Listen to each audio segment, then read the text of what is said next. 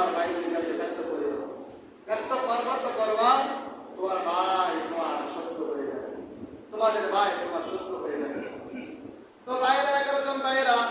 বলতেছে, আমরা এত কাজকর্ম করি, আমাদেরকে মুহাব্বত করে না, আর কিছু ছোট তাকে আমাদের বাবা এতই মুহাব্বত করে, তো যে কোনো ভাবে আমাদের বাবার কাছ থেকে এই আমার ভাইকে আনতে হবে, দূরে সরে রাখতে হবে। এক পর্যায়ে সমস্ত ভাইয়েরা ইয়াকুব আলাইহিস সালামের কাছে গেছে, ইয়া বলছে, আব্বা আপনি আমাদের ভাই,